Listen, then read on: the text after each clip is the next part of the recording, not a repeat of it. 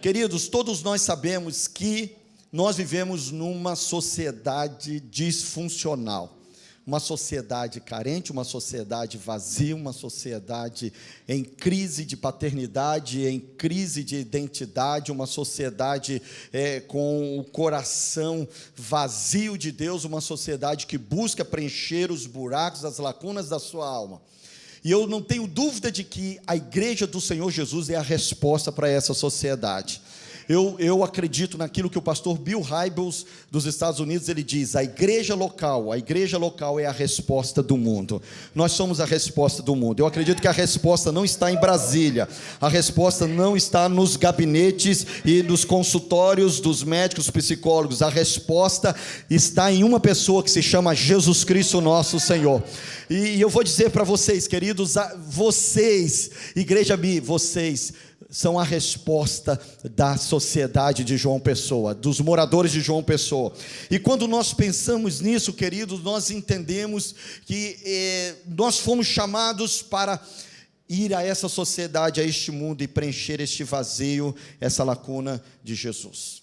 Existem dois exemplos muito fortes na palavra do Senhor, que fala exatamente sobre essa relação do pai com o filho, a relação de Deus com o homem, e essa relação que preenche esse vazio. Eu gosto muito quando Jesus fala lá, por exemplo, em João, no capítulo 5, 19 e 20, que diz assim, em verdade, vos digo que o filho nada pode fazer de si mesmo, senão somente aquilo que vir fazer o pai, porque tudo que este o fizer, o filho semelhantemente o faz. Eu gosto muito desse texto, porque ali Jesus está dizendo o seguinte, é no relacionamento do pai com o filho que vocês estão recebendo tudo isso que existe aqui, não tem a ver somente comigo, tem a ver com esse relacionamento nutrido diariamente entre eu e Deus, e porque eu sou nutrido, eu posso nutrir vocês também. Eu gosto, por exemplo, do exemplo de Timóteo, quando Paulo escrevendo para o seu discípulo, seu filho na fé, Timóteo, no capítulo 1, versículo 5, ele diz bem assim, pela recordação que guardo da tua fé sem fingimento, a mesma fé que primeiramente habitou em tua avó Lóide e em tua mãe Eunice. Que coisa linda, queridos. O que Paulo está dizendo é o seguinte, Timóteo, você tem princípios arraigados antes de me conhecer. Eu agora estou apenas reavivando e maximizando tudo aquilo que você já recebeu antes, lá dentro da tua casa. Porque, queridos, existe uma relação, existe um empoderamento que acontece dentro da nossa casa. Eu diria que a igreja é como se fosse um grande profeta em nossas vidas, apontando, nos animando, nos levando para lugares altos. Mas existe algo que vai desenvolver a nossa vida, que se chama paternidade, e ela acontece primeiramente dentro da nossa casa.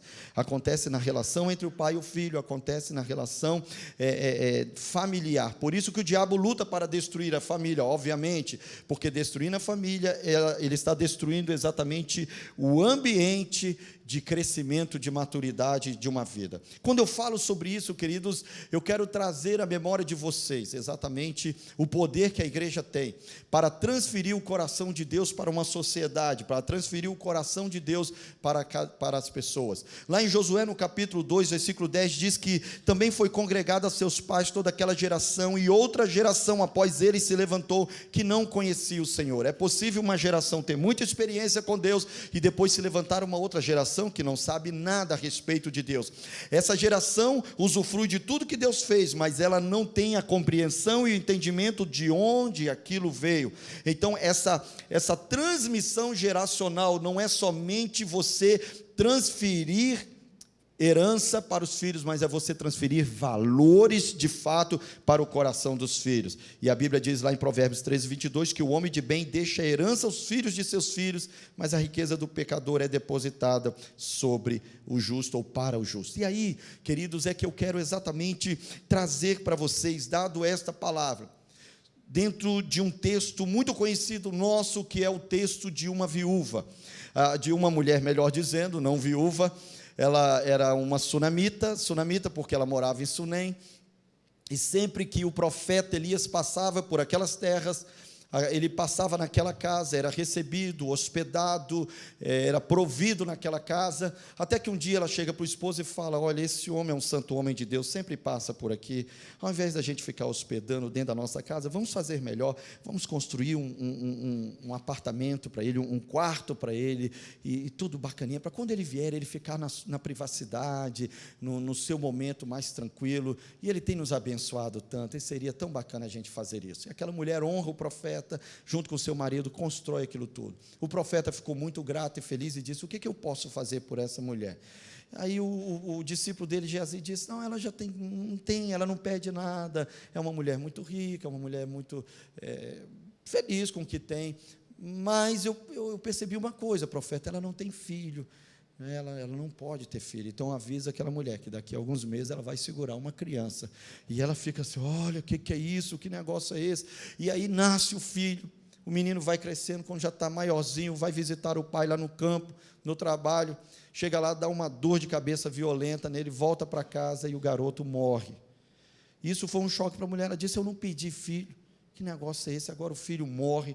E aí, exatamente em 2 Reis, no capítulo 4, você pode abrir a palavra aí, no versículo 18 em diante, olha como vai desenrolando essa história. Sendo crescido o menino, saiu certo dia a ter com seu pai, como eu já falei, que estava com os segadores, disse a seu pai: ai, a minha cabeça. Então o pai disse ao seu moço: leva-o à sua mãe.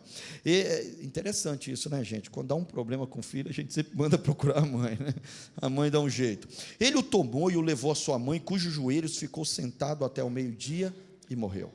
Aí subiu ela, deitou sobre a cama do homem de Deus, fechou a porta e saiu. Olha o que ela fez: pegou o menino, levou no quarto, no apartamento do homem de Deus, colocou sobre a cama do profeta, como quem diz: foi ele que profetizou esse menino, agora vai ter que me responder por que aconteceu esse negócio aqui. Uma mulher ousada, eu gosto da ousadia dessa sunamita. E aí o texto continua: chamou o seu marido e lhe disse: manda-me um dos moços e uma das jumentas para que eu corra ao homem de Deus e volte. Perguntou ele: por que vais a ele hoje? Não é dia de festa de lua nova e nem sábado. Lua nova é uma festa que acontecia mensalmente, uma vez por mês, eles iam lá, era um momento que os profetas, os sacerdotes tinham contato com o povo. Sábado, toda semana, então era uma festa mensal, uma festa. E ele disse: não é nenhum desses 2 dias, o que você vai fazer lá? E ela disse: não faz mal. Então ela fez albardar a jumenta e disse ao moço: guia e anda, não te detenhas no caminhar, senão quando eu te disser. Partiu ela, pois, e foi ter com o homem de Deus ao Monte Carmelo. Vendo de longe, o homem de Deus disse a Geazi, seu moço: eis aí a sunamita, corre ao seu encontro e diz-lhe: vai tudo bem contigo, com teu marido e com teu menino? Olha, 3 perguntas: vai tudo bem contigo, com teu marido e com teu menino? Como é que a mulher responde, gente? Tudo bem. Gente, alguma coisa estava estranha aqui, que nenhuma mulher responde 3 perguntas numa frase. A mulher responde uma pergunta, a mulher responde uma pergunta em 3 frases, né? em 3 assuntos diferentes, que ela começa respondendo o que você perguntou, e ela vai dar uma volta lá na sogra, depois passa lá na vizinha, para depois responder o que você perguntou. Essa mulher, ela estava muito decidida, ela não queria conversar com mais ninguém, ela queria se encontrar com o profeta, porque uma mulher não faz negócio desse não, que ela fez, tudo bem. Chegando ela, pois, ao homem de Deus, ao monte, abraçou-lhe os pés. Então se chegou Geazi para arrancá-la, mas o homem de Deus lhe disse: deixa, porque a sua alma está em amargura, e o Senhor me encobriu e não me manifestou. Disse ela: pedi eu a meu Senhor algum filho? Não, disse eu. Não me enganes, disse o profeta Geazi: cinge os lombos, toma o meu bordão contigo e se vai. Se encontrares alguém, não o saúdes, e se alguém te saudar, não lhe responda. Põe o meu bordão sobre o rosto do menino. Repita comigo: põe o meu bordão. Ali está o cajado, que é a mesma coisa, viu, gente? Fica tranquilo. Põe o meu bordão sobre o rosto do menino. Porém disse a mãe do menino: tão certo como vive o Senhor e vive a tua alma, não te deixarei. Ou seja, você mandou o bordão, mas eu não vou te deixar, eu quero que você vá lá comigo também. Você profetizou, agora você vai ter que dar conta dessa tua profecia. A mulher é muito ousada, gente, que loucura é essa? Bom, Geazi passou diante dele, pôs o bordão sobre o rosto do menino, porém não houve nele voz nem sinal de vida. Então voltou a encontrar-se com Eliseu. Eu acho que eu falei Elias no início da mensagem, mas é o Eliseu, né? Só para vocês não, né, só para entender aqui. Ele deu um aviso e disse: o menino não despertou. Tendo o profeta chegado à casa, eis que o menino estava morto sobre a cama. Então entrou, fechou a porta sobre eles ambos e orou ao Senhor. Subiu à cama, deitou-se sobre o menino e pondo a sua boca sobre a boca dele, os seus olhos sobre os olhos dele e as suas mãos sobre as mãos dele, se estendeu sobre ele, e a carne do menino a aqueceu. Então se levantou e andou no quarto uma vez de lá para cá e tornou a subir e se estendeu sobre o menino, e este espirrou 7 vezes e abriu os olhos. Então chamou a Geazi e disse: chama a sunamita. Ele a chamou e apresentando-se ela ao profeta, este lhe disse: toma o teu filho. Ela entrou, lançou-se aos pés dele e prostrou-se em terra, tomou o seu filho e saiu. Essa história, queridos, me chama muito a atenção, e eu quero com vocês aqui compartilhar uma coisa importante: o bordão e o avivamento. O profeta, queridos, era muito comum ele andar segurando o bordão na sua época. Eu gosto de pensar no bordão como as nossas estruturas, eu gosto de pensar no bordão como os nossos arranjos, as nossas estruturas, os nossos programas de trabalho, as nossas direções de trabalho. Mas eu quero pensar nesta noite, queridos, sobre o que de fato nós como igreja precisamos entregar ao mundo. O que Deus de fato nos desafia, o que vai fazer o menino ressuscitar, o que vai fazer essa sociedade ressuscitar, o que vai fazer o que era morto voltar a viver de fato.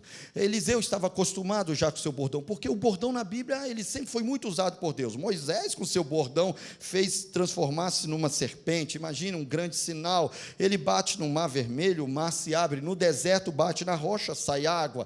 Então o bordão sempre foi muito usado na palavra de Deus por outros profetas, outros homens de Deus. O pastor de ovelha, ele anda com bordão na mão, cajado na mão. Então quando ele vai resgatar uma ovelha perdida, o cajado tem um simbolismo maravilhoso na palavra do Senhor, mas o cajado, ele está nas mãos do profeta. O cajado não é o profeta, entende? O bordão não é o profeta, o bordão não é a unção, porque Deus não usa um bordão, Deus usa o profeta que usa o bordão. E quando nós começamos, queridos, a pensar a respeito disso, nós precisamos começar a pensar exatamente sobre o valor que nós estamos dando ao bordão, e dando uma importância que muitas vezes ele não tem. Quando pensamos em avivamento, quando pensamos na igreja em movimento, quando pensamos na igreja numa cidade, nós precisamos entender que igreja não é bordão na vida, igreja é vida na vida.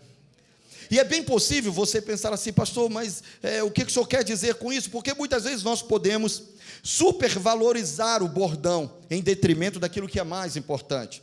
E aí muitas vezes nós ficamos numa correria pensando o seguinte: cara, eu vou fazer uma coisa bacana, eu vou pintar essa igreja aqui diferente, eu vou fazer um cenário, eu vou fazer um infomir bem bacana, eu vou treinar a minha galera da adoração, eu vou fazer uma recepção diferenciada, nós vamos ter umas células muito loucas e bacanas, e nós vamos fazer esses arranjos. E aí nós pensamos num bordão, um bordão colorido, um bordão diferente, um bordão que atrai, e nós começamos a pensar nessas coisas, e aí, queridos, nós começamos a supervalorizar ou a colocar a nossa confiança, muitas vezes, naquilo que vai tocar as pessoas, mas que na verdade são apenas meios que Deus usa para nos levar a estar onde as pessoas de fato precisam ser tocadas. Alguns dias atrás, um casal de líderes da nossa igreja, ele desanimou, um casal de líderes de células, e eles estavam muito desanimadinhos, e aí, né, já um tempo sem vir, e aí eu falei: eu vou lá visitar aquele casal. Eles já tinham recebido todas as visitas dos seus discipuladores, da galera da célula, eles estavam sendo muito bem assistidos, e eu falei: agora eu vou lá também, num bairro de periferia muito, muito perigoso, lá de uma região da Grande Vitória, e aí eu queria fazer uma surpresa para ele. Cheguei lá já umas 8 e pouco da noite, porque ele ainda ia chegar do seu trabalho, e eu fiquei esperando lá na porta da casa dele. Ele ainda não havia chegado, estava junto com outro discípulo amado, e a gente ficou ali conversando, e a gente queria, né, e a gente estava disposto a ficar ali até a hora que fosse necessário. mas era um lugar perigosíssimo. E aí os irmãos e ele chegou depois, nós entramos, abracei, foi um tempo muito bacana, mas os irmãos da igreja depois disseram assim: pastor, o senhor não ficou com medo, você não estava preocupado, que coisa, e que o senhor ficou num ambiente muito perigoso. Mas eu falei, eu precisava estar com ele, eu precisava abraçar aquele casal, e não, sabe, naquele momento eu não estava pensando na possibilidade de um assalto, de qualquer outra coisa, eu estava pensando naquela vida que precisava do amor, do carinho, do abraço. Queridos, se nós não entendermos isso, nós vamos achar o seguinte, e muitas vezes nós vamos ter o discurso dizendo: a estrutura da igreja está aí, o que nós podemos fazer como igreja está aí, e cada um tem que tomar a sua decisão, escolher. Mas igreja é vida na vida. Quando você descobre que o camarada está sozinho, está amargurado, quando você descobre que a pessoa está morrendo, ou ela muitas vezes já morreu, você precisa entender que ela não virá até você. É a hora de nós como igreja irmos até ela, e ir até ela muitas vezes não é mandar o bordão, não é dizer bem assim: vai você, vai aquele, vai aquilo. Não, muitas vezes é você mesmo que tem que ir, é você que tem que ir lá dar o abraço, é você que tem que ir naquela pessoa, colocar rosto no rosto, a mão na mão, e dizer: eu estou aqui porque eu te amo, eu estou aqui porque você é importante, eu estou aqui porque Deus ainda te ama, eu estou aqui porque você vai passar por esse momento de luta na tua vida, e você se derrama na vida daquela pessoa.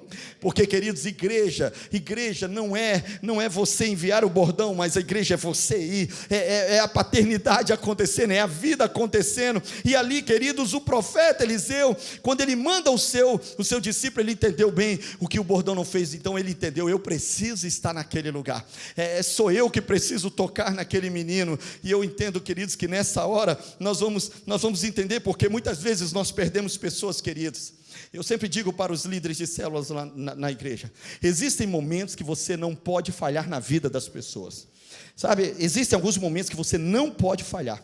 Eu perdi algumas pessoas importantes, eu perdi famílias importantes, porque eu vacilei no meio do caminho. Eu já errei pra caramba, a gente pensa num homem que já errou, fui eu.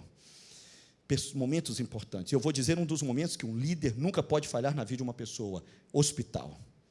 Quando uma pessoa é internada, ela está num hospital, meu querido, vira o mundo de cabeça para baixo, mas não deixa de estar naquele lugar. Vai lá, abrace, dá um beijo na testa, ore por ele, diga: eu estou aqui com você, o que precisar, conta comigo. Não falhe nesses momentos. Esses dias foi atender uma pessoa de uma outra igreja como psicóloga, e essa líder muito exaurida e muito cansada, e ela disse: eu passei uma semana, eu estou em tantas áreas da igreja, eu passei uma semana no hospital, e eu não recebi a visita, e eu achei que eu não era tão importante assim para a igreja. E ela estava muito triste. Existem momentos importantes, momentos de luto. Uma pessoa faleceu da família, meu querido, esteja lá. Não se preocupe no que você vai falar, só esteja lá. A pessoa pode estar do outro lado, você está aqui na ponta, mas a pessoa está olhando e sabendo: ele está aqui pertinho de mim. Você não precisa falar as palavras bonitas, você só precisa estar perto, só precisa dizer: ó, estou junto de você, conta comigo, estamos juntos. Entende o que eu estou dizendo? Existem momentos que são fundamentais. Existem momentos que nós não podemos mandar o bordão. Existem momentos que não é uma questão de dizer: a pessoa sabe que toda quarta, todo sábado, todo tal dia tem a célula, ela não vem se ela não quiser. Não, queridos, existe aquele dia que o bordão vai ficar, mas o profeta tem que ir. É você que tem que estar com a pessoa, é abraçar a pessoa, é dizer: eu estou com você, estamos juntos, é amar a pessoa, é dizer: não, eu não vou desistir de você. Quantas vezes você enviou o seu bordão, mas tudo que a pessoa queria era a sua presença? Um dia nós estávamos fazendo uma casa de paz, nós chamamos lá de lar de paz, e eu e aquele estávamos fazendo um lar de paz com uma ovelha da nossa igreja, que o marido ainda não era convertido, e nós estávamos muito interessados em aproveitar aquele momento, e ele queria receber o lar de paz na casa dele, a casa de paz. E nós começamos a fazer durante aquelas semanas, e numa dessas semanas, aquele estava voltando de um atendimento lá na igreja, e aí, quando ela estava passando por um determinado caminho, deram uma batidinha no carro, e ela foi, isso por 2 vezes. Na primeira vez ela achou que não era nada, na segunda vez ela parou, sai um rapaz muito bem arrumado, e como que dizendo: oh, me perdoa. Com isso que ela abre a porta do carro, entram 3 pessoas dentro do carro e a sequestram. E isso era por volta de 5, 5 e pouco da tarde, e eu, obviamente, não sabia de nada. Quando eu fui receber o telefonema daquele, já era 6 e pouco da noite, eu acredito, quase 7 horas, alguma coisa assim.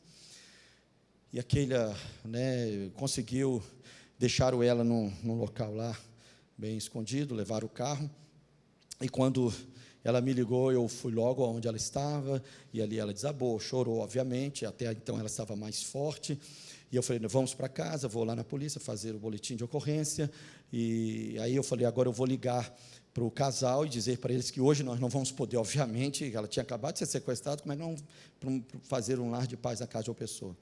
E a minha grande surpresa, queridos, assim, eu vou dizer para vocês, eu já admirava essa mulher como minha esposa, como mulher de Deus, naquele dia, ela subiu aí uns bons andares aí no meu conceito, no conceito de Deus, mas ela disse bem assim, olha, amor, eu vou fazer o seguinte, eu vou para casa sabe, eu vou me arrumar, eu vou tomar um banho, nós vamos nos preparar, alguma coisa assim, você vai lá fazer o que tem que fazer, mas quando voltar nós vamos lá na casa do casal. Eu falei, mas como que você vai?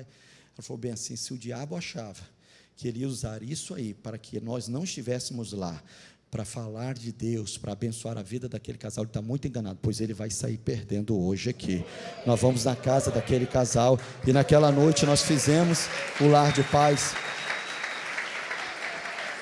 E aquele rapaz olhou e disse bem assim, mas aí chegamos lá, contamos a história, e aquele rapaz disse bem assim, eu nunca vi um negócio desse. Como é que uma pessoa que acaba de ser sequestrada ainda tem força para vir aqui falar do amor de Deus? Porque não é uma questão de estrutura, não é o bordão, é quando nós nos vemos como resposta de Deus. Queridos, deixa eu falar uma coisa com vocês, Jesus Cristo não foi o bordão do Pai, Jesus Cristo foi o próprio Pai descendo e vindo comunicar a nós. A resposta do mundo não está na nossa estrutura, a resposta do mundo está em nós.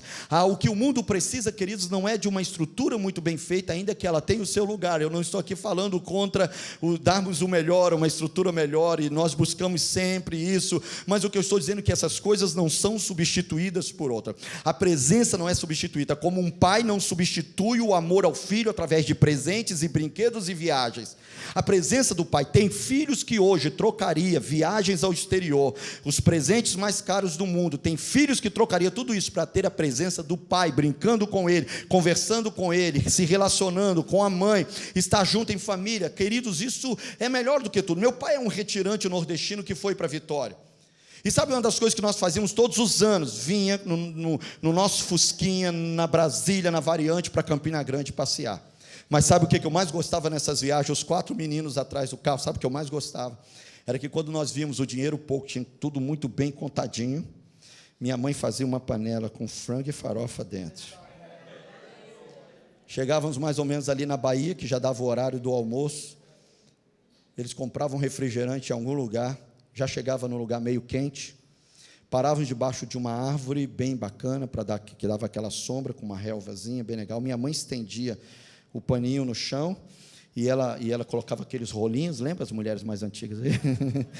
E com aquele lenço na cabeça, para chegar lá na Paraíba, toda bonitinha, e tudo muito bem, para o cabelo não ficar todo alvoroçado. Mas eu me amarrava muito, a gente sentava ali no chão, e nós comíamos, que felicidade, que alegria, gente.